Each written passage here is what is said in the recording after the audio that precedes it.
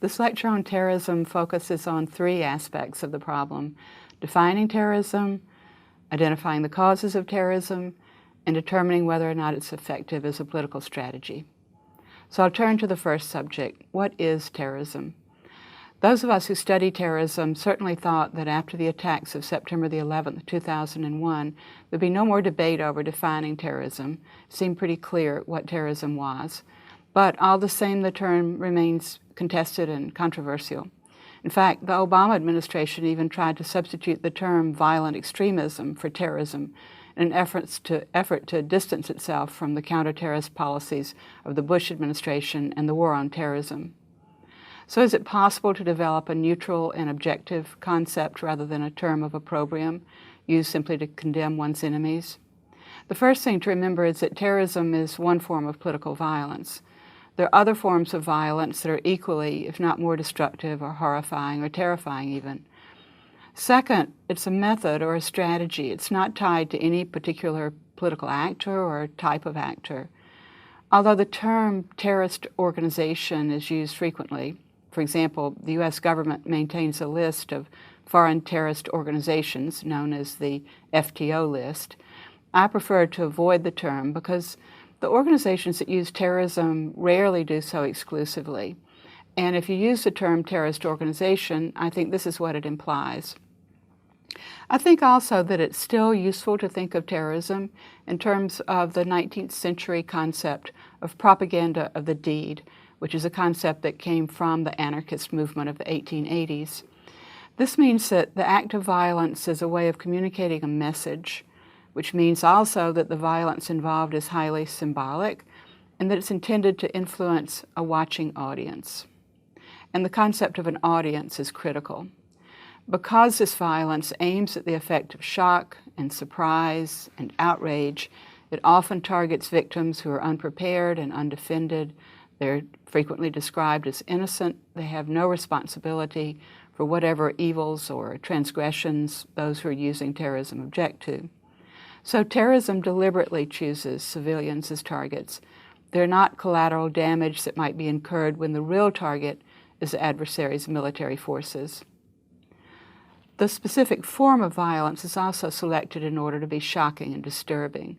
We think of suicide attacks, in which the perpetrator blows him or herself up with the bomb. We think of videoed beheadings by al-Qaeda in Iraq and ISIS, and also al-Qaeda itself in Pakistan.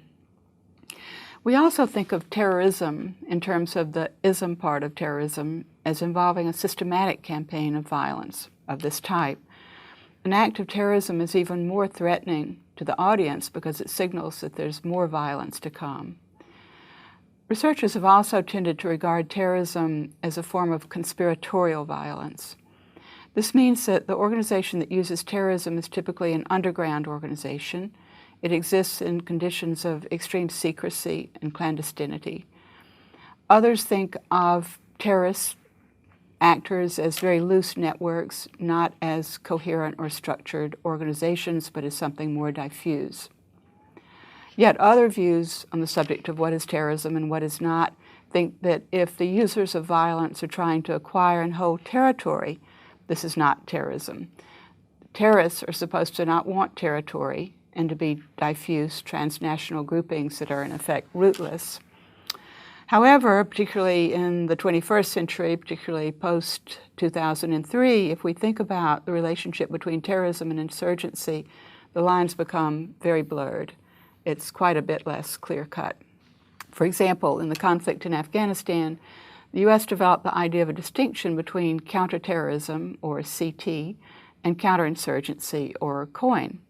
Counterterrorism supposedly aimed at destroying and defeating a militant organization, for example, using drone strikes against leaders. COIN, or counterinsurgency, on the other hand, was aimed at winning over the support of a population to keep them from supporting insurgents who presumably needed both territory, a constituency, and resources that terrorists would not need. But the reality in both Afghanistan and now in Iraq is that the same organization can engage in both terrorism and insurgency, not one or the other.